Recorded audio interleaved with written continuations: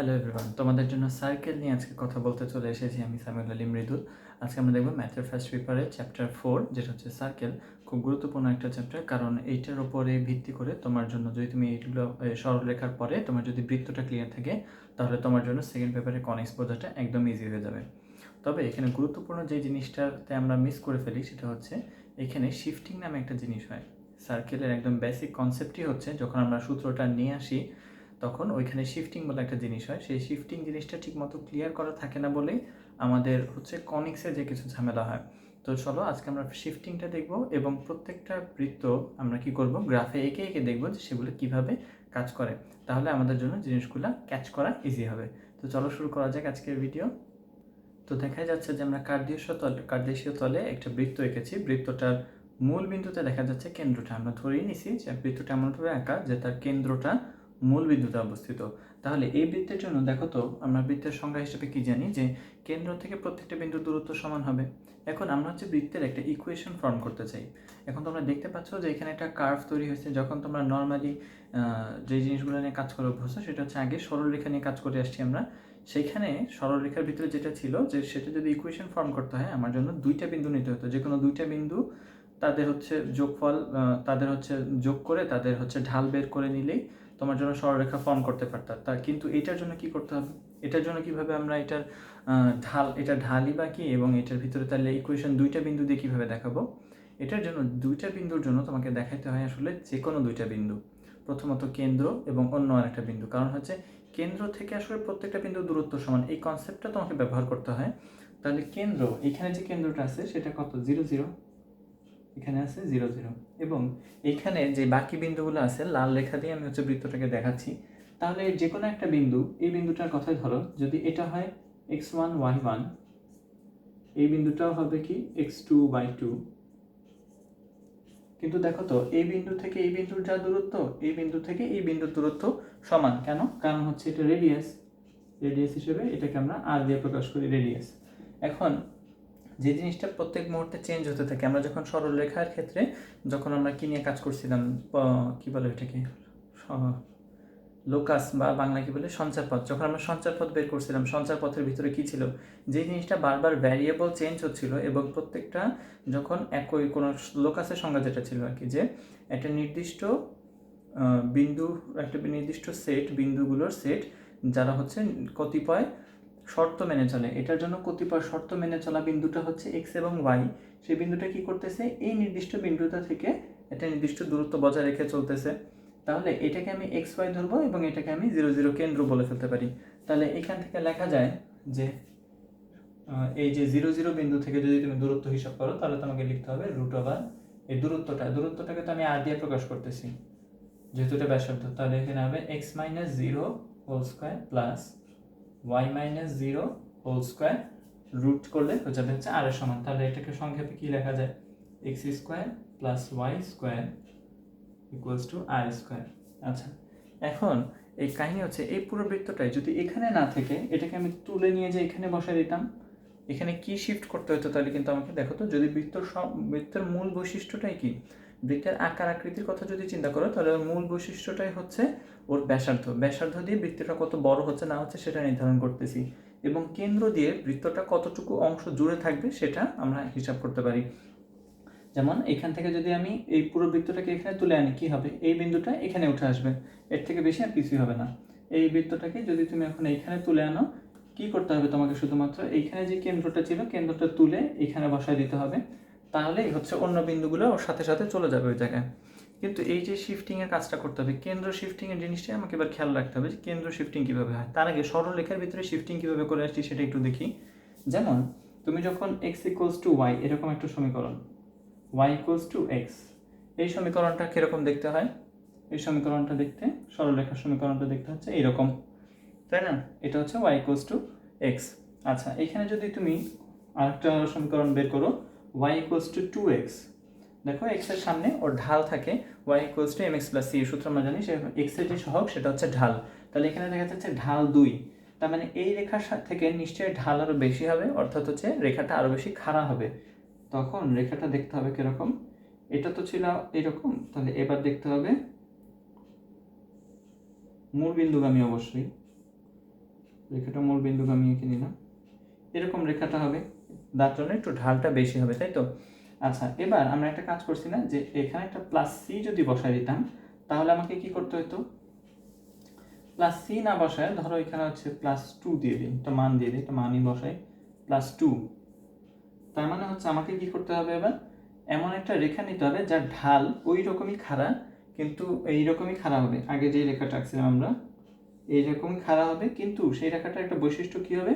Y অক্ষকে 0 2 বিন্দুতে ছেদ করবে। তাহলে ওয়াই অক্ষকে যদি 0 2 বিন্দুতে ছেদ করে, 0 2 হচ্ছে এই জায়গায় আছে, তার মানে এই রেখাটায় এইখানে চলে আসবে, সে একটু উপরে উঠে আসবে, তার জন্য ঢাল সেম রাখতে হবে আমাকে। তার মানে এই রেখার একটা সমান্তরাল রেখা আঁকতে হবে যা হচ্ছে এই 0 2 বিন্দু দিয়ে যাচ্ছে, বুঝছি? এটা হচ্ছে সেই 2। এখন একটা জিনিস তোমাকে মাথায় রাখতে হবে যে এখানে y = mx + c, এই জিনিসটা আসলে দেখতে এরকম না। শিফটিং এর যদি তুমি কথা বলো, শিফটিং করার জন্য তোমাকে জিনিসটাকে লিখতে হয় এভাবে, y - 2 আর 2 × x। তখন তুমি কি করতে পারবা? তখন হচ্ছে তুমি এই যে দেখো, এখান থেকে তোমাকে বলতে হবে যে যদি y অক্ষকে কোন বিন্দুতে ছেদ করে সেটা যদি বের করতে হয়, তাহলে x এর মান 0 ধরতে হবে। তাহলে এখানে যদি x এর মান 0 ধরো, তাহলে পুরোটা 0 চলে আসে, y - 2 = 0 হয়ে যায়, y = 2, এখান থেকে আমরা 2 পাই। তার মানে শিফটিং এর ক্ষেত্রে আসলে কি হয়, যে x আছে যদি আমাকে y অক্ষ বরাবর উপরের দিকে উঠতে হয়, শুধুমাত্র y এর সাথেই একটা জিনিস বিয়োগ করতে হবে। যদি আমাকে x অক্ষ বরাবর ডানে বামে সরতে হয়, শুধুমাত্র x এর সাথে আমাকে চেঞ্জটা আনতে হবে। এটার আর একটা উদাহরণ তোমরা দেখতে পাবা, তোমরা কিন্তু y = x², এই জিনিসটা গ্রাফ এঁকে আসছো, y = x², এটা কিন্তু আমরা দেখে আসছি, তোমরা হয়তো 9 10-এ এটা গ্রাফ করে থাকবে প্র্যাকটিক্যালি। কীরকম দেখতে হয় গ্রাফটা? এরকম এবং এরকম, তাই না? আচ্ছা, এটার ক্ষেত্রে যদি তুমি একটা কাজ করো, এইমাত্র যে জিনিসটা শিখলা, যে যদি আমি শুধুমাত্র y অক্ষ বরাবর চেঞ্জ করতে চাই, y এর সাথে, শুধু y এর সাথে আমাকে হচ্ছে যোগ বিয়োগ করলেই হয়ে যাবে। তাহলে আমি যদি উপরে উঠতে চাই, আমাকে একটু মাইনাস করতে হবে y থেকে, তাতে হচ্ছে তাহলে এইখান থেকে পরের সমীকরণ যদি তোমার কাছে থাকে y - 2 এমনই থাকলো, আর এখানে থাকলো x²। তার মানে এই জিনিসটা এরকমই থাকবে। কি হবে? y এর ভ্যালুটা, y যেখানে মূল বিন্দুতে ছেদ করছিল আগে, y কে এখন কি বিন্দুতে ছেদ করবে? এই 2 0 বিন্দু, 0 2 বিন্দুতে ছেদ করবে, অর্থাৎ গ্রাফটা এখন দেখতে হবে এইরকম। বুঝছি ব্যাপারটা? আচ্ছা, এবার x অক্ষ বরাবর যদি তুমি চেঞ্জ করতে চাও, যদি রেখা এটাই থাকে তোমার জন্য, এবার ধরো এরকম দিয়ে দিল। আচ্ছা, x অক্ষ বরাবর চেঞ্জ করার জন্য কি করতে হয় মনে করে দেখো, বলছিলাম শুধু x এর সাথে অথবা শুধু y এর সাথে। তার মানে আমি কিন্তু এই যে y² + 2 এরকম করলে হবে না, এরকম করলে এই 2টা আসলে y - 2 হিসেবে মনে হবে, এটা x এর সাথে হইল না। x এর সাথে হওয়ানোর জন্য তোমাকে যে কাজটা করতে হবে, শুধু x এর সাথে নিতে হবে, তার মানে x - 2 হোল স্কয়ার। যদি শুধুমাত্র x এর ভিতরে x এর সাথে যোগ বিয়োগগুলো করো, তাহলে তোমার জন্য কেমন আসবে গ্রাফটা দেখো। তখন তোমার জন্য গ্রাফটা হবে, আসল গ্রাফটার ভার্টেক্স বা হচ্ছে কি বলে, আসল গ্রাফটা শীর্ষ আগে কোথায় ছিল? 0 0-তে। এখন শীর্ষটা দেখো কোথায় চলে আসলো, শীর্ষ চলে আসবে এবার y এর জায়গায় 0ই থাকবে, y এর ভ্যালু 0, কারণ y এর সাথে কোনো কিছু যোগ বিয়োগ আকারে নাই। x এর সাথে দেখা যাচ্ছে -2 আছে, -2 থাকা মানে ওইটা হচ্ছে y এর ভ্যালু, ওইখানে যদি 0 বসে তাহলে x এর মান আমি পাবো 2, তার মানে x এর জন্য আমার এখানে মান বসাতে হবে 2। এবার গ্রাফটা আগে যেরকম দেখতে ছিল ওইভাবে আমাকে গ্রাফটা এঁকে ফেলতে হবে, এইরকম হবে গ্রাফটা দেখতে তখন। বুঝছি তাহলে ব্যাপারটা, যে আমি কীভাবে শিফটিংটা করব, শুধুমাত্র x এর সাথে অথবা y এর সাথে আমি চেঞ্জগুলো করতেছি।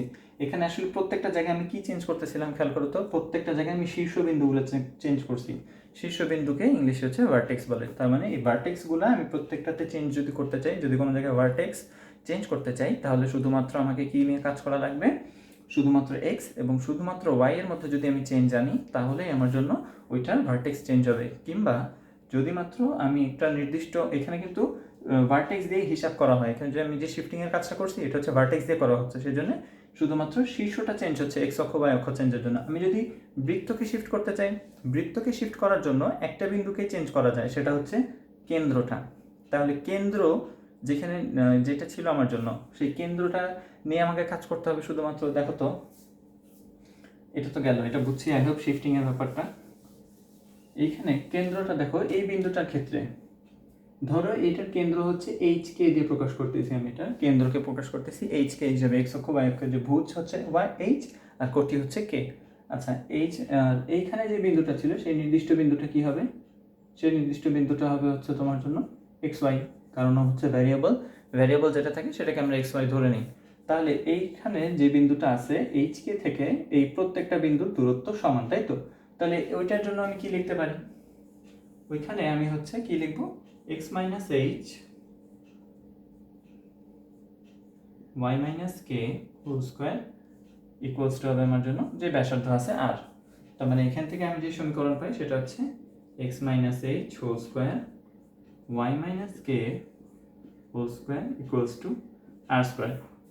অর্থাৎ যদি কোনো একটা বৃত্তের তুমি কেন্দ্র জানো, HK জানো, তাহলে তুমি যেটা বের করতে পারবা সেটা হচ্ছে ওর জন্য তোমার যদি ব্যাসার্ধ এবং HK জানা থাকে তাহলে তুমি এই বৃত্তটার সমীকরণ বের করতে পারবা।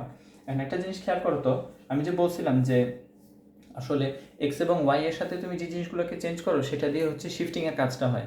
তাহলে তোমার কাছে যদি এরকম একটা ইকুয়েশন থাকে X minus 5 whole square plus y plus 2 whole square equals to 7 square, ধরো এরকম একটা সমীকরণ আছে তোমার কাছে।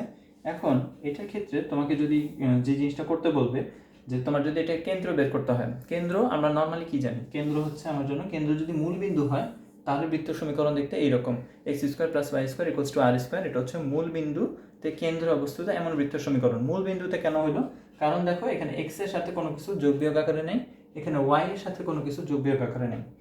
এক্স এর সাথে এখানে দেখা যাচ্ছে 5 মাইনাস হয়ে আছে আর এখানে ওয়াই এর সাথে 2 প্লাস হয়ে আছে। যে জিনিসটা থাকে আসলে যে মানটা তার সাথে লেগে থাকে তার উল্টা মানটা আমাকে ব্যবহার করতে হয়। তার মানে এক্স এর ভ্যালু আসলে আমাকে নিতে হবে 5, কারণ এই ওয়াই যদি আমার 0 হয়ে যায় তাহলে আমার জন্য এক্স এর ভ্যালু 5 চলে আসবে। তাহলে এখান থেকে আমি পাবো এক্স সমান 5 আর এখান থেকে আমি পাবো হচ্ছে ওয়াই সমান -2। এই জিনিসটা আসলে কি এক্স এবং ওয়াই না, এই জিনিসগুলো আসলে এইচ এবং কে। এইচ মানে হচ্ছে ওর কেন্দ্রের ভুজ আর কে মানে হচ্ছে ওর কেন্দ্রের কোটি। তার মানে বৃত্তটা আসলে 5 এবং -2 বিন্দুতে অবস্থিত, তার কেন্দ্র 5 -2 কোথায়, 5 -2 এখানে, আর তার জন্য ব্যাসার্ধ হচ্ছে 7 একক। তার মানে বৃত্তটা দেখতে অনেকটা এইরকম, যার কেন্দ্র হচ্ছে এই জায়গায় অবস্থিত।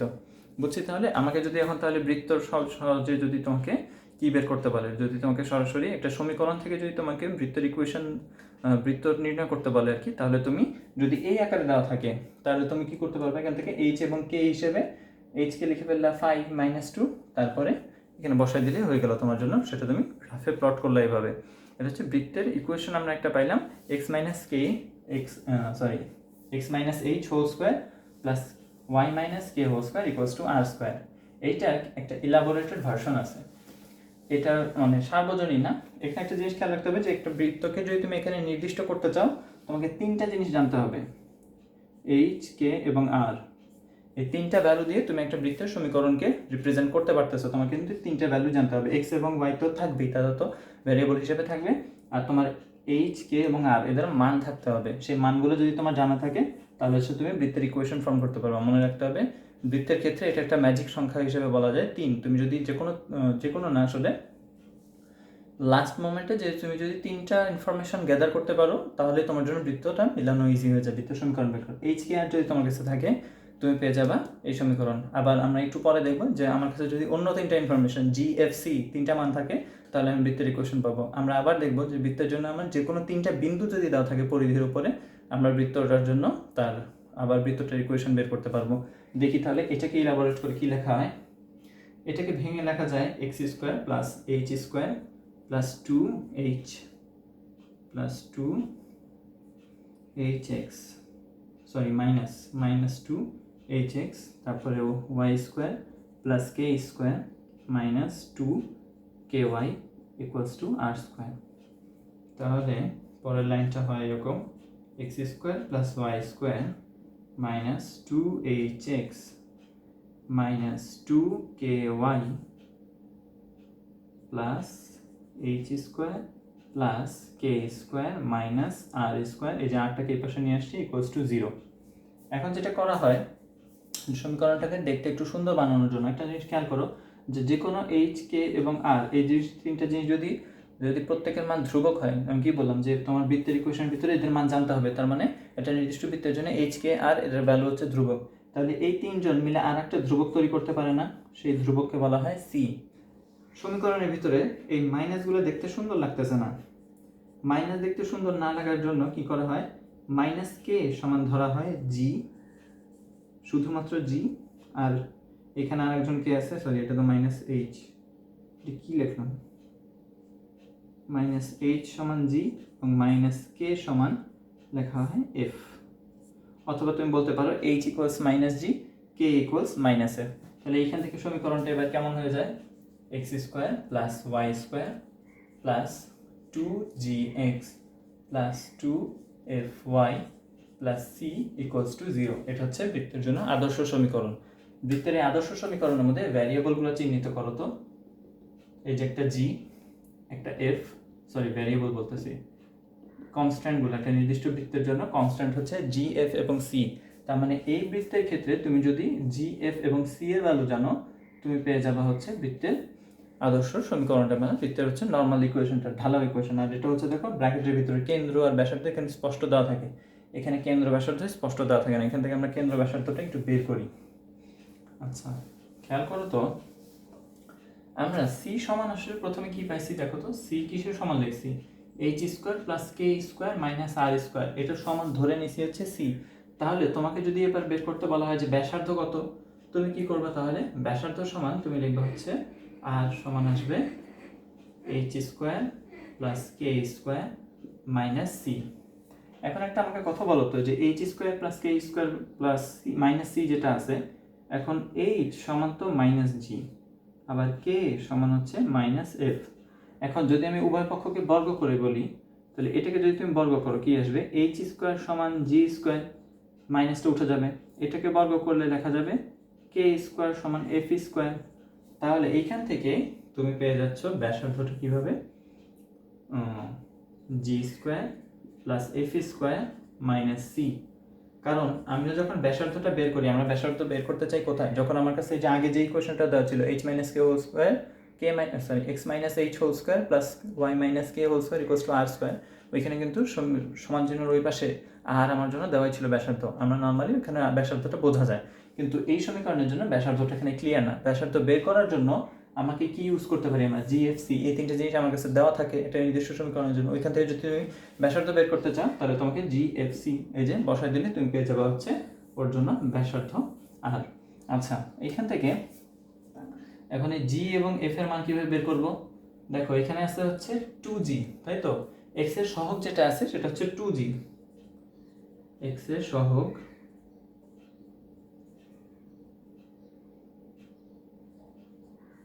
এক্স এর সহগ আছে 2g আর ওয়াই এর সহগ আছে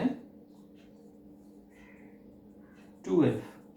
এখন আমাকে বলো তো, আমার জন্য আসলে বৃত্তর কেন্দ্র কি ছিল, সেটা ছিল হচ্ছে মাইনাস জি এবং মাইনাস এফ না, মাইনাস ডি মাইনাস এফ দিয়ে কি বোঝায় আসলে, এইচ এবং কে, এইচ কে ছিল আমার বৃত্তের কেন্দ্র। তাহলে আমি যদি মাইনাস জি মাইনাস এফ বের করি তাহলে আমার জন্য হবে, তাহলে এইটাকে যদি তুমি এবার মাইনাস জি বানাইতে চাও, তাহলে তোমাকে কি করতে হবে, 2g কে তুমি মাইনাস জি বানাবা, তার মানে তোমাকে মাইনাস 2 দিয়ে ভাগ করতে হবে, তাহলে তুমি পাবা হচ্ছে এইচ। খেয়াল করো, 2g কে যদি মাইনাস 2 দ্বারা ভাগ করো তাহলে পাবা হচ্ছে এইচ, বা এক্স এর সহগকে মাইনাস 2 দ্বারা ভাগ করলে তুমি পাবা এইচ, আবার 2f ভাগ মাইনাস 2 করলে পাবা কে। সেটা হচ্ছে তোমার জন্য বৃত্তের কেন্দ্র নির্দেশ করবে। কিভাবে, আমরা কেন্দ্র দ্বারা কি বুঝবো, কেন্দ্র বের করার জন্য কেন্দ্র, এটার জন্য সূত্রটা হবে কিরকম, এক্স এর সহগ, এক্স এর যে সহগ থাকে সেটাকে মাইনাস 2 দ্বারা ভাগ করবা, আর ওয়াই এর যে সহগ থাকে সেটাকেও মাইনাস 2 দ্বারা ভাগ করলে আমি যেটা পাবো সেটাই হবে আমার জন্য বৃত্ত এইচ কে। খেয়াল করো আবার ব্যাপারটা, যে এক্স এর যে সহগ ছিল 2g, সেই 2g কে কিন্তু আমরা মাইনাস 2 দিয়ে ভাগ করছিলাম, মাইনাস 2 কে ভাগ করছি আমরা আসলে 2g থেকে, তাই তো, এই 2g টা ছিল এক্স এর সহগ, তার মানে এক্স এর সহগ বাই 2 বাই মাইনাস 2 আর ওয়াই এর সহগ বাই মাইনাস 2। একটা ছোট্ট উদাহরণ দেখি কিরকম, একটা ইকুয়েশন লিখি র্যান্ডম, যে ধরো X square plus Y square minus 6x plus 4y plus 9 equals to 0, এরকম একটা রেখা, সরি এরকম একটা বৃত্ত তোমাকে দিয়ে দিছে। তো তোমাকে যদি কেন্দ্র নির্ণয় করতে হয় কি করতে হবে, এক্স এর সহগ ভাগ মাইনাস 2, তার মানে এইচ সমান হবে এক্স এর সহগ, দেখো এক্স এর সহগ আছে মাইনাস 6 আর ভাগ করতে হবে কত, মাইনাস 2 দ্বারা, তার মানে এইচ সমান চলে আসবে 3। কে হবে হচ্ছে y এর সহগ ভাগ -2, y এর সহগ হচ্ছে +4 আছে, +4, আর তোমাকে ভাগ দিচ্ছে হচ্ছে -2 দ্বারা, তাহলে তুমি পাবা -2। তার মানে বৃত্তের জন্য কেন্দ্র আসতেছে আমার জন্য 3 এবং -2, 3 এবং -2 হচ্ছে এই বৃত্তটার কেন্দ্র। যদি তোমাকে ব্যাসার্ধ বের করতে বলে, দেখো এইটাকে তুমি h এবং k পেয়ে গেছো, তো এটার ভিতরে বসায় দাও, h k এবং c বসাও, h² k² - c, এই যে -c, এটা করলেই তোমার জন্য বৃত্তের কি পেয়ে যাবা তোমরা, বৃত্তের হচ্ছে ব্যাসার্ধ পেয়ে যাবো আমরা। আচ্ছা, এটা হচ্ছে বৃত্তের আদর্শ সমীকরণের জিনিস গেল। এবার হচ্ছে আমরা পরে একটু কিভাবে আঁকানো যায় দেখি তো। আচ্ছা, এবার দেখবো হচ্ছে এক্স অক্ষকে যদি বৃত্তটা স্পর্শ করে অথবা এক্স অক্ষকে যদি বৃত্তটা ছেদ করে, তাহলে যে দুইটা ঘটনা ঘটে সেটার জন্য কি কি শর্ত আমরা বের করতে পারি সেটা দেখবো। আর তোমরা নিজেরাই, আমি ওয়াই অক্ষটা লিখে দিব, তোমরা নিজেরাই দেখবা যে তোমরা ওয়াই অক্ষকে ছেদ করলে স্পর্শ করলে কি ঘটনা ঘটে সেটা বের করতে পারো কিনা। এমনিতে বইয়েও দেওয়া আছে জিনিসগুলো, সরাসরি সিদ্ধান্ত হিসেবে আমরা দেখি আমরা জিনিসটা একটু প্রমাণ করতে পারি কিনা। আচ্ছা, এক্স অক্ষকে যদি স্পর্শ করে তাহলে বৃত্তটা আসলে দেখতে কিরকম, আগে এটা দেখে নিই।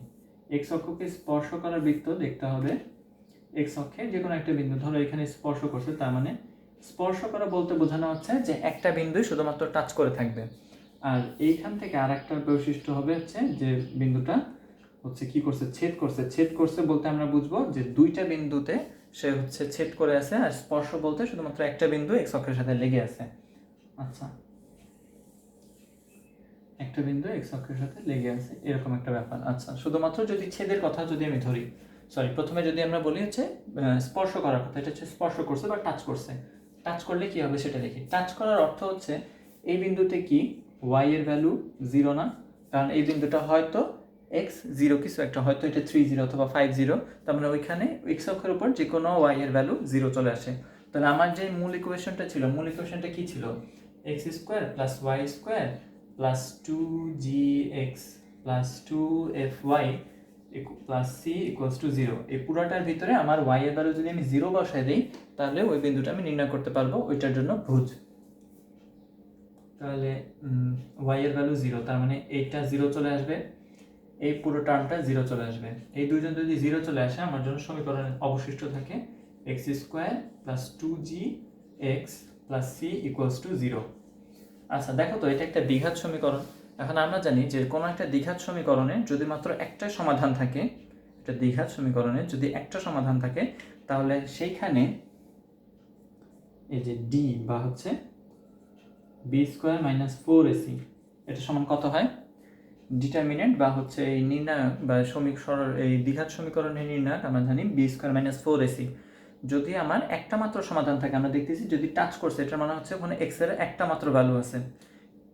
y = 0 এর জন্য শুধুমাত্র x এর যদি একটা ভ্যালু থাকে, তার মানে আমার এই সমীকরণের ভিতরে আমি শুধুমাত্র x এর একটা মান পাবো। সেটা কিভাবে পাওয়া যেতে পারে, সেটার জন্য শর্ত হচ্ছে b² - 4ac, এটার ভ্যালু হবে 0। এটা সমান যদি 0 হয়, তাহলে আমি পাবো স্পর্শ করছে। তাহলে এখানে লিখি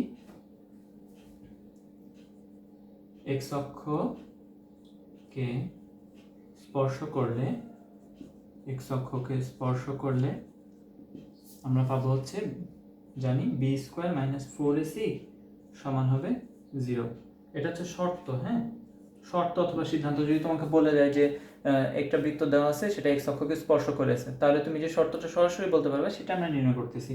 তাহলে b² - 4ac, b² মানে হচ্ছে x এর সহগের উপরে স্কয়ার, x এর সহগ দেখো 2g, তাহলে 2g এর উপরে স্কয়ার, 2g² - 4 * a মানে হচ্ছে x² এর সহগ, দেওয়া আছে 1, c মানে হচ্ছে ধ্রুবক, ধ্রুবক c আছে, তাহলে এটা হচ্ছে 0।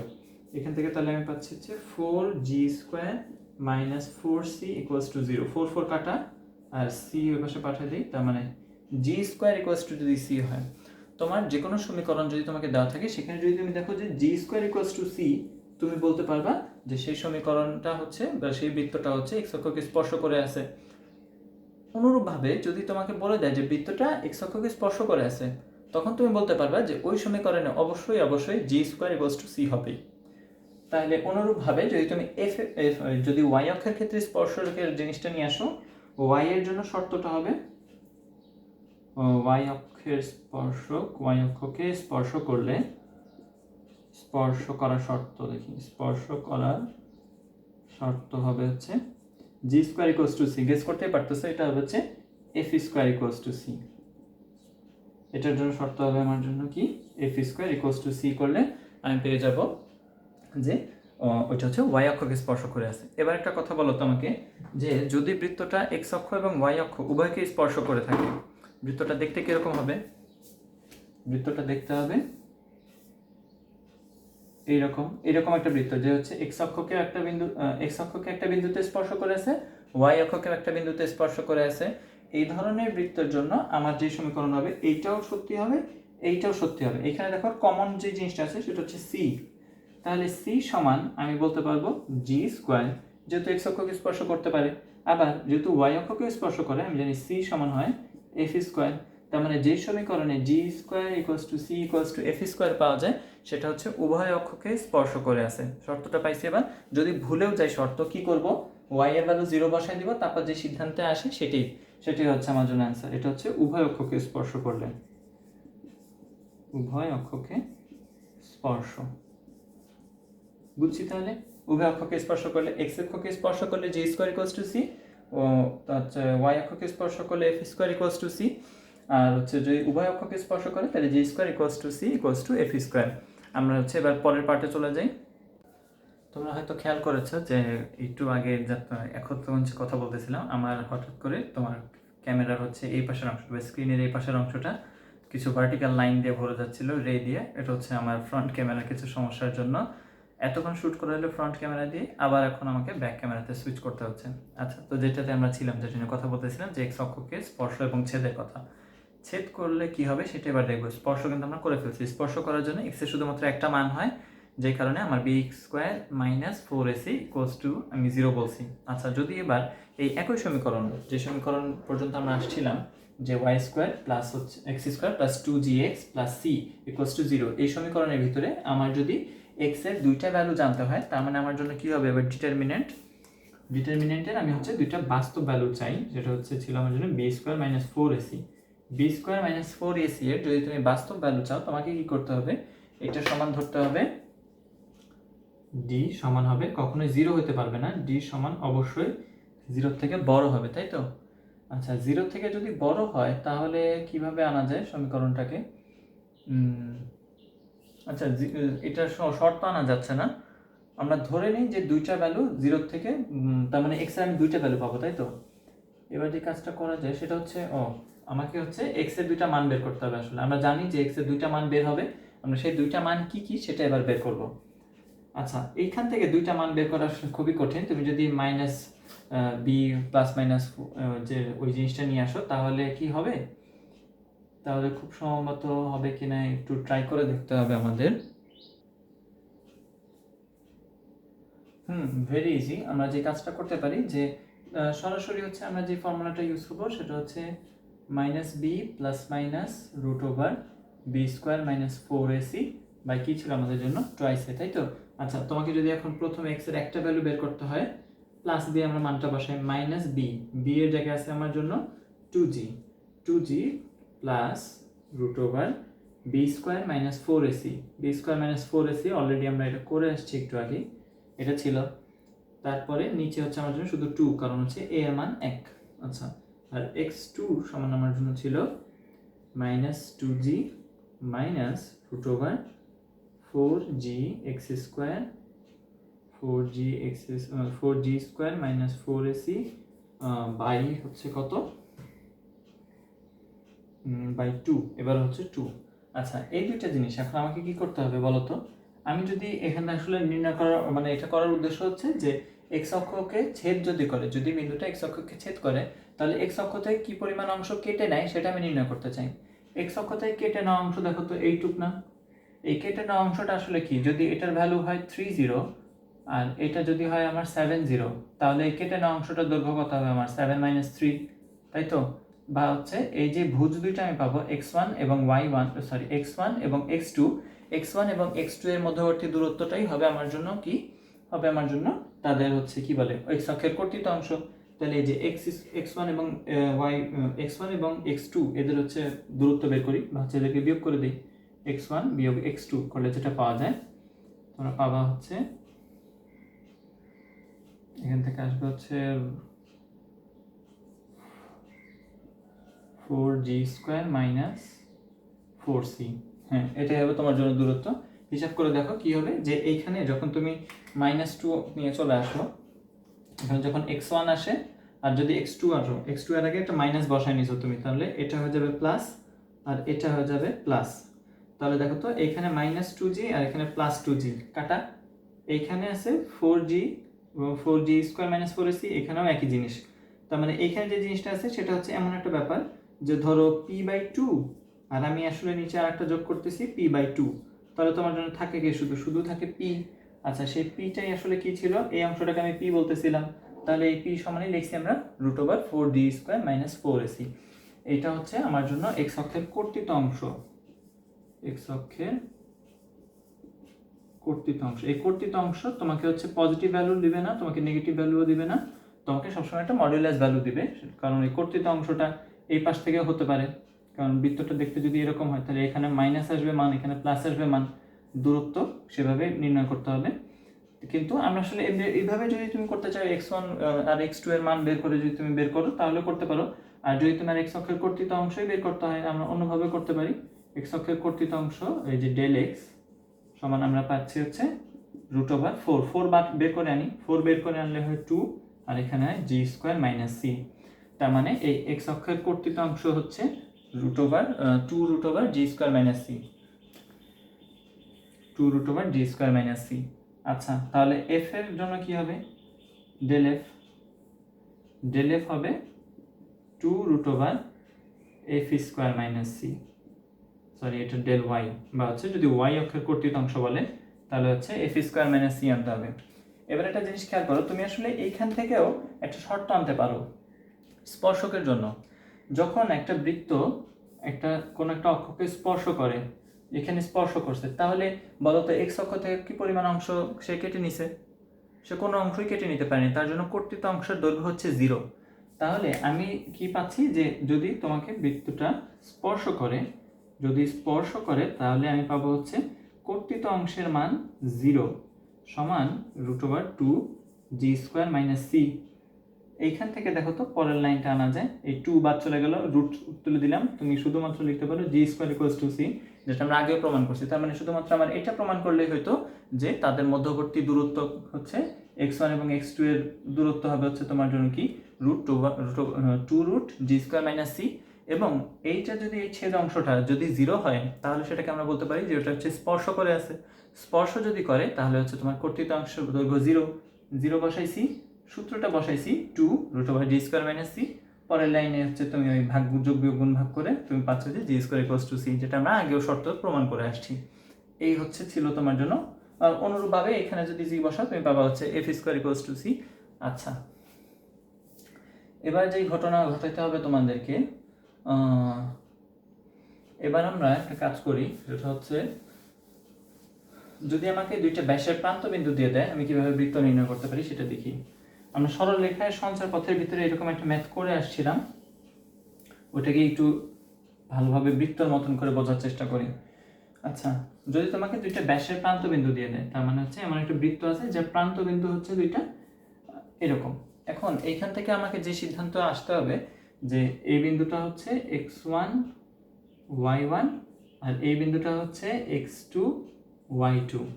তোমরা হয়তো খেয়াল করতেছো, আমরা কিন্তু বৃত্তের নর্মালি যেই জিনিসগুলো করে আসি, যে এতদিন ম্যাথ যতবার করছি আমরা কিন্তু শুধুমাত্র প্রবলেম সলভ করছি, আজকে কিন্তু শুধুমাত্র কনসেপ্ট নিয়ে আলোচনা করা হচ্ছে, কারণ এটার কনসেপ্টের ব্যাপারে আমি একটু বেশি কনফিডেন্ট বলা যায়। তো আই হোপ তোমাদেরকে বুঝাইতে পারতেছি, সেই জন্য কনসেপ্ট নিয়ে আলোচনা করা, আমরা ম্যাথও দেখবো, সমস্যা নেই। 15টা ম্যাথ মনে হয় রেডি আছে তোমাদের জন্য, পরের পার্টগুলোতে সেগুলো আস্তে আস্তে দেখবো। আচ্ছা, তো এখানে দেখি এখানে যে কাজটা আমি করতে পারি, যে আমাকে যদি ব্যাসের প্রান্ত বিন্দু দিয়ে দেয়, আমরা বের করতেছি ব্যাসের প্রান্ত বিন্দু দিয়ে বৃত্ত, ব্যাসের প্রান্ত বিন্দু, ব্যাসের প্রান্ত বিন্দু থেকে যদি তোমাকে বৃত্ত নির্ণয় করতে দেয় তাহলে কি করব? এখানে তোমাকে হচ্ছে ব্যাসের একটা বৈশিষ্ট্য নিয়ে কাজ করতে হবে। সেই বৈশিষ্ট্যটা কিরকম, যে আমরা দেখছি যে কোনো বৃত্ত, তার জন্য যদি তুমি যে কোনো একটা ব্যাস নাও, যে কোনো একটা ব্যাস বৃত্তটাকে একটা অর্ধবৃত্তে ভেঙে নেয়। আচ্ছা, তাহলে এই যে এখানে দুইটা ব্যাসের দুইটা প্রান্ত বিন্দু আমাকে দিয়ে দিছে আসলে, এই বিন্দুটা দেওয়া আছে এবং এই বিন্দুটা দেওয়া আছে। আমাকে কি করতে হবে, আমাকে হচ্ছে নির্ণয় করতে হবে এই বৃত্তের সমীকরণটা। তার মানে হচ্ছে এই প্রত্যেকটা বিন্দুর সাথে এই দুইটা বিন্দুর একটা সম্পর্ক তৈরি করতে হবে। খেয়াল করো তো, আমি যদি যে কোনো একটা র্যান্ডম বিন্দু এইটা নেই, তাহলে এইখানে যদি তুমি এইগুলোকে এখানে একটা যোগ করো, দেখো এখানে একটা অর্ধবৃত্তস্থ কোণ তৈরি হলো। এটাকে কি বলি আমরা, অর্ধবৃত্তস্থ কোণ। এবং আমরা জানি যে কোনো বৃত্তের জন্য তার যে কোনো বিন্দু থেকে যদি তুমি অর্ধবৃত্তস্থ কোণ অঙ্কন করো, সেটা হবে একটা সমকোণ। তার মানে এই কোণটা হচ্ছে সমকোণ। এই কোণটা সমকোণ হওয়ার অর্থ হচ্ছে এইখানে রেখাটার যে ঢাল আছে আর এই রেখাটার যে ঢাল আছে M1 এবং M2, এই M1 এবং M2 যদি একজন আরেকজনের উপর লম্ব হয় বা পারপেন্ডিকুলার হয় এই দুইটা রেখা, তাহলে আমরা জানি M1 এবং M2 এর গুণফল হবে হচ্ছে -1। আচ্ছা, এই রেখাটা এই বিন্দু না নিয়ে তুমি যদি এবার এই বিন্দুটা নাও, এইখানে কোনো একটা বিন্দু এইখানে, এবার তুমি কি করো, এটার মধ্যে এরকম করো, তাহলে যে ঘটনা ঘটবে, এইখানে যে M3 আছে এবং এইখানে যে M4 আছে, তাদের গুণফল কি হবে, M3 এবং M4 তাদের গুণফল হবে -1, কারণ এবারও এটা অর্ধবৃত্তস্থ কোণ, এই অ্যাঙ্গেলটা হচ্ছে 90 ডিগ্রি। তার মানে এইখানে আমরা যে বিন্দুগুলো নিয়ে কাজ করতেছি, যে এই বিন্দুটাকে বারবার নড়াচ্ছি, যদি তুমি এইখানে বিন্দুটা নিয়ে আসো তাহলে রেখাটা দেখতে কিরকম হবে, এইটাও হবে 90 ডিগ্রি। যদি তুমি এইখানে বিন্দু নিয়ে আসো, তার মানে আসলে আমি সার্কেলের উপরে বিন্দুটা চেঞ্জ করতেছি এবং প্রত্যেকবার ঢাল দ্বয়ের গুণফল আসতেছে আমার জন্য -1। তাহলে এবার হচ্ছে আমি একটা নর্মাল বৃত্ত নিই, নর্মালি একটা রেখা কল্পনা করি, নর্মাল একটা বিন্দু নিলাম এইখানে, এই বিন্দুটা এরকম এরকম আছে, ধরলাম এটা হচ্ছে 90 ডিগ্রি তৈরি করছে। তাহলে এই বিন্দুটা কত হবে, এই বিন্দুটা যদি XY হয়, তাহলে আমরা যে জিনিসটা করতে পারবো, এই XYটাকে এই পাশে ঘোরাইতে পারবো, ঘোরালে আমার জন্য একটা বৃত্ত ফর্ম করবে। আচ্ছা, বৃত্ত যদি ফর্ম করতে হয় আমাকে কি বলতে হবে, এই রেখা এবং এই রেখা এদের ঢাল দ্বয়ের গুণফল -1। তাহলে তুমি প্রথমে এই রেখার ঢালটা নির্ণয় করো।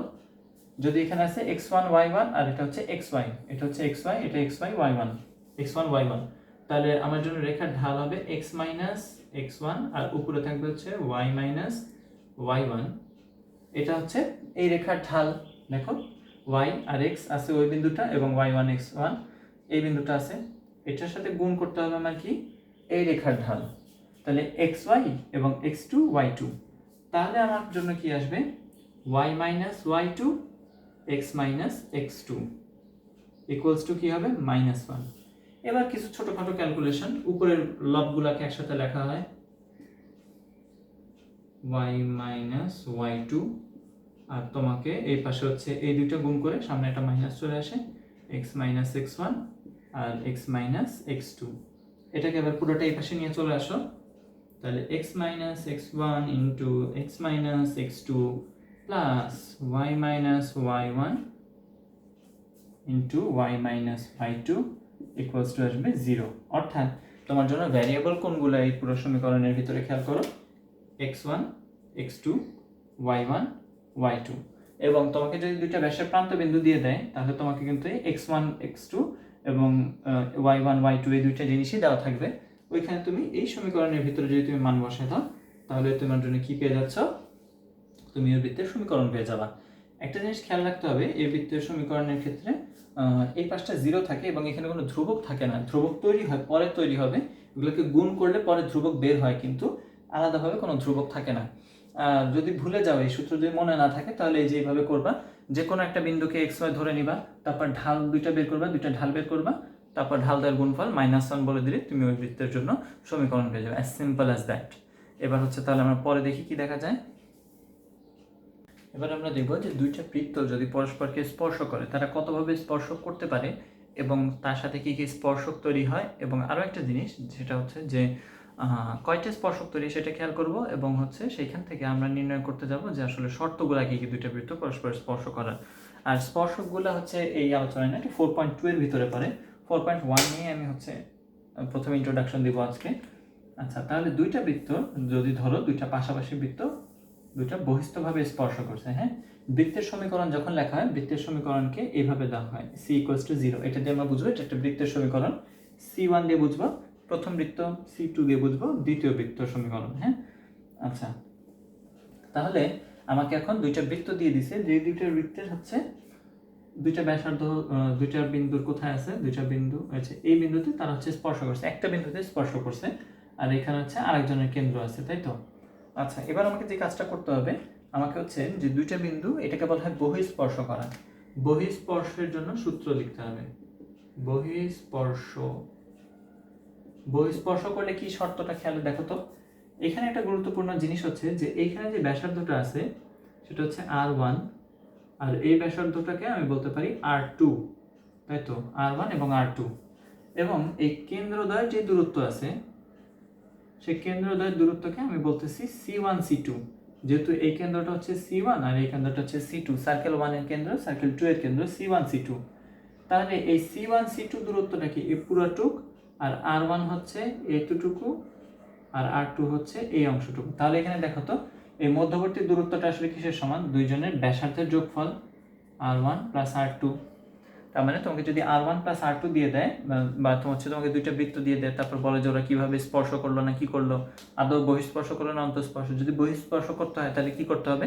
আমাকে দুইজনের ব্যাসার্ধ নির্ণয় করে তাদের যোগফল বের করতে হবে। দেখাইতে হবে যে দুইজনের কেন্দ্রদ্বয়ের দূরত্ব হচ্ছে ওই দুইটা ব্যাসার্ধের যোগফলের সমান। তাহলে আমরা এখান থেকে প্রথমে বহিঃস্পর্শ বিধান সূত্র পাচ্ছি, C1 C2 হবে হচ্ছে R1 প্লাস R2।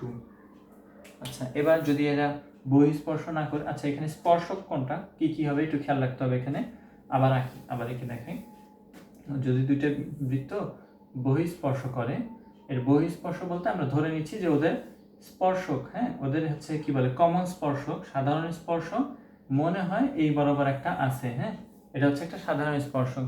সাধারণ স্পর্শক আরও তৈরি হয় আসলে বৃত্তের জন্য, এই বরাবর একটা, এই বরাবর একটা, এদেরও দুইটা স্পর্শক, সাধারণ স্পর্শক পাওয়া যাবে। আচ্ছা, এবার তোমার যদি বৃত্তটা একটু চেঞ্জ হয়ে যায়, বৃত্তটা চেঞ্জ হয়ে যদি একজন আরেকজনের ভিতরে ঢুকে যেতে থাকে, যদি এরকম ঘটনা ঘটে, এটাকে বলি আমরা বৃত্তটা হচ্ছে পরস্পরকে ছেদ করছে।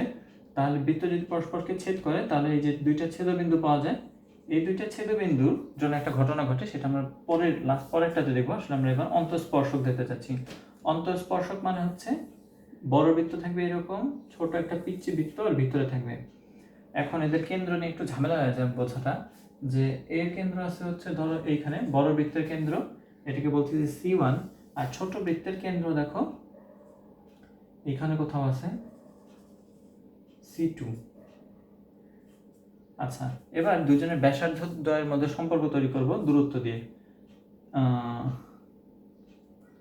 দেখো তো এই পুরোটুক হচ্ছে আমার জন্য R2, এইটুক হচ্ছে R2, আর এইখান থেকে এই পর্যন্ত হচ্ছে আমার জন্য R1, আর এই C1 এবং C2 এর দূরত্ব হচ্ছে শুধুমাত্র এতটুকু, তাই তো? তাহলে এবার দেখো তো এখানে বড়কে R1 বড়, R1 আসলে কোন দুইটা জিনিসের, এই পুরোটা হচ্ছে এই দুইটা ছোট অংশের যোগফল। তাহলে এইখানে আছে হচ্ছে আমার R2 প্লাস হচ্ছে C1 C2।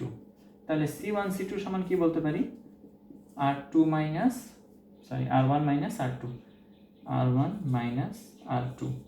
তার মানে ব্যাসার্ধ দ্বয়ের অন্তর যদি হচ্ছে তোমার কি হয় কেন্দ্রদ্বয়ের দূরত্বের সমান হয়, তাহলে সেটাকে আমরা বলবো অন্তঃস্পর্শ করছে। এখানে একটা জিনিস খেয়াল রাখতে হবে যে এখানে R1 মাইনাস R2 সবসময় নাও হতে পারে, যে R1 আমি এখানে বড় আঁকছি, R1 ছোট দেওয়া থাকতে পারে তোমার জন্য।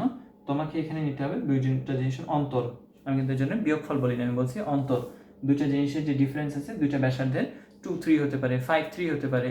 ছোট বড় ছোট কোনটা আগে আসবে সেটার কোনো ব্যাপার না, দুইজনের অন্তর নিতে হবে, সেই অন্তরটা হবে তাদের কেন্দ্রদ্বয়ের দূরত্বের সমান। তাহলে আমার অন্তঃস্পর্শের জন্য শর্ত পাইলাম, যদি আমার বৃত্তটা পরস্পরকে অন্তঃস্পর্শ করে তাহলে C1 C2 সমান হবে R1 অন্তর R2। এটাকে অন্তর বা ডিফারেন্স চিহ্ন বলে। আচ্ছা, এটা আরেকটা কেস হতে পারে যে ওর বৃত্তটার ভিতরে ঢুকে যায়, এরকম ঘটনা ঘটতে পারে। এটার জন্য হচ্ছে C1 C2 এর যদি ভিতরে থাকে তাহলে C1 C2 এর দূরত্বটা আরো কমে আসে এবং R1 এবং R2 এর ডিফারেন্সটা এমন থাকে, এটা হচ্ছে ভিতরে থাকে। আর যদি পুরোপুরি বাইরে থাকে, যেটা একদম শুরুতে দেখানো হয়েছিল, যদি পুরোপুরি তারা বাইরে থাকে তাহলে C1 C2 এর দূরত্বটা বড় হয়ে যাবে R1 প্লাস R2 এর থেকে। আচ্ছা, এবার যদি হচ্ছে আরেকটা জিনিস ঘটনা কি ঘটতে পারে,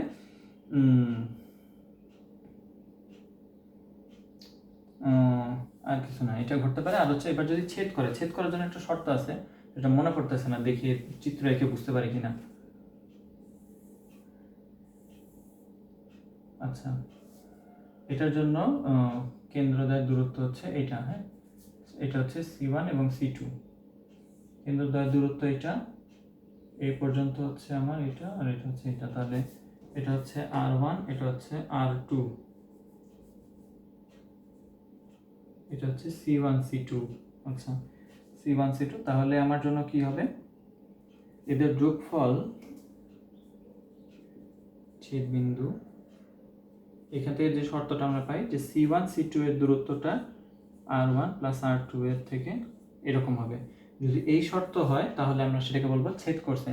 এখন ছেদ করলে একটা বিশেষ ঘটনা ঘটে, সেই বিশেষ ঘটনাটা কি, দেখো এই বিন্দুটার, এই দুইটা বিন্দুর জন্য এটা কিন্তু সাধারণ বিন্দু হয়ে যায় বৃত্তের। তাহলে এই বৃত্তের যদি তুমি এই দুইটা বিন্দু দিয়ে একটা জ্যা কল্পনা করো, জ্যাটা দেখতে হবে এরকম। একইভাবে যদি তুমি এই বৃত্তের জন্য এই দুইটা বিন্দু দিয়ে জ্যা কল্পনা করো, এই জ্যাটাও এই রেখাটাই হবে। তার মানে দুইটা রেখার জন্য আমি কি পাচ্ছি, দুইটা রেখার তাদের পরস্পরের জ্যা একই, তার মানে একটা নির্দিষ্ট রেখা। তার মানে দুইটা বৃত্ত যদি পরস্পরকে ছেদ করে তারা একটা সাধারণ জ্যা উৎপন্ন করে। এই সাধারণ জ্যায়ের জন্য সমীকরণ হচ্ছে, সাধারণ জ্যা বা সাধারণ কর্ড, কমন কর্ডের সূত্র হচ্ছে C1 মাইনাস C2 সমান 0। তুমি দুইটা বৃত্ত পরস্পর হচ্ছে বিয়োগ চিহ্ন দিয়ে লিখে দিবা, তাহলে তুমি যেটা পাবা সেটা হচ্ছে ওর জন্য সাধারণ জ্যায়ের সমীকরণ। এটা সবসময় একটা সরল লেখায় হবে, কারণ হচ্ছে আমরা যে স্ট্যান্ডার্ড ইকুয়েশনটা লিখছিলাম বৃত্তের জন্য x² প্লাস y², এখানে বৃত্তের কিছু শর্ত আছে বৃত্তের ইকুয়েশন আদর্শ হওয়ার জন্য, বা হচ্ছে তুমি ইকুয়েশন থেকে বুঝবো এটা আসলে বৃত্ত কি বৃত্ত না, এটা বোঝার উপায় আছে। সেটা কিরকম, fy plus c equals to ছিল 0, এটা ছিল আমার বৃত্তের আদর্শ ইকুয়েশন। দেখো তো এই সমীকরণের ভিতরে কিছু বৈশিষ্ট্য আছে লুকায়িত। বৈশিষ্ট্যগুলো কি, প্রথমত x² এবং y² সম্বলিত রাশি থাকতেই হবে। তুমি যেই বৃত্তই বলো না কেন সেখানে x² এবং y² সম্বলিত রাশি থাকতেই হবে, এবং x² এবং y² এদের প্রত্যেকের সামনে যে সহগ আছে সেই সহগটা সমান হতে হবে, সেই সহগ সমান হতে হবে এবং তাদের চিহ্ন একই হতে হবে। যদি এখানে থাকে +1 এখানে থাকে -1 তাহলে হবে না, তোমাকে দুইটাই +1 রাখতে হবে এবং তাদের চিহ্ন একই হতে হবে এবং মানও একই হতে হবে। তুমি বলছি যে 2, এটা যদি 2x² হয় এটাকেও হতে হবে 2y²। এই দুইটা শর্ত দেখলাম। প্রথমত কি, x² এবং y² টার্ম থাকবে, x² এবং y² এর প্রত্যেকের সহগের মান এবং চিহ্ন সমান হবে। এছাড়াও আরো একটা জিনিস দেখো তো, এখানে কিন্তু x এবং y গুণ আকারে কোনো রাশি নেই। xy গুণ আকারে আছে 2x² অথবা 4x², xy বা 2xy এই ধরনের কোনো রাশি থাকবে না, অর্থাৎ xy সম্বলিত কোনো পদ থাকবে না। খেয়াল করো কি বলছি, শুরুতে x² এবং y² থাকবে, তাদের প্রত্যেকের সামনের সহগের মান সমান হবে, সহগের মানের চিহ্ন দুইটা সমান হবে, অতঃপর xy সম্বলিত কোনো পদ থাকবে না। এবং তোমাকে যখন দুইটা জিনিস নিয়ে তুলনা করতে দিবে, অথবা তুমি যখন সমীকরণ থেকে বৃত্তের কেন্দ্র বের করবা কিংবা ব্যাসার্ধ বের করবা, কিংবা এই যে দুইটা জিনিস পরপর বিয়োগ করবা কিংবা গুণ করবা দুইটা বৃত্ত, তোমাকে যে জিনিসটা সবসময় মাথায় রাখতে হবে, এদের চিহ্ন অবশ্যই 1 1 বানায় নিবা। x² প্লাস y² এভাবেই যেন থাকে। যদি এখানে একটা 4 থাকে, এখানে একটা 4 থাকে, পুরো সমীকরণকে 4 দিয়ে ভাগ করে এটাকে x² রাখবা, এটাকে y² রাখবা। পুরো সমীকরণের ভিতরে x² প্লাস y² এইভাবে যাতে টার্মটা থাকে, আর বাকিগুলো যেভাবে থাকুক না কেন কিছু যায় আসে না, কিন্তু x² এবং y² বেলা খুব সাবধানে, এবং xy সম্বলিত কোনো পদ থাকা যাবে না। আচ্ছা, এটা হচ্ছে আমরা সাধারণ যা দেখে ফেললাম। আর থিওরির মধ্যে আসলে কিছু নাই, থিওরি আপাতত এতটুকুই। বাকি জিনিসগুলো হচ্ছে আমরা প্রবলেম সলভ করতে করতে দেখব। থিওরি কিন্তু শেষ হয়নি, প্রত্যেকটা ম্যাথের ভিতরে আমাদের আলাদা আলাদা টাইপ আছে, সেই টাইপগুলোর ভিত্তিতে আমাদের জন্য জিনিসগুলো চেঞ্জ হয়, আমাদেরকে নতুন নতুন থিওরি ওইখানে অ্যাপ্লাই করতে হয়। বিশেষ করে আমরা যখন গ্রাফ নিয়ে কাজ করবো, যেহেতু গ্রাফে কাজ করব, গ্রাফে বিভিন্ন জিনিসপত্র বিভিন্নভাবে কিছু সিদ্ধান্তে আসা যায়, সেই সিদ্ধান্তগুলো আমরা পরবর্তী ভিডিওগুলোতে দেখব। এতক্ষণ সাথে থাকার জন্য ধন্যবাদ। বিরক্ত হয়েছে কিনা জানি না, তবে আই হোপ তোমাদেরকে কিছুটা হেল্প করতে পেরেছি। সো সবাই ভালো থাকবে, সুস্থ থাকবে, অল দ্য বেস্ট।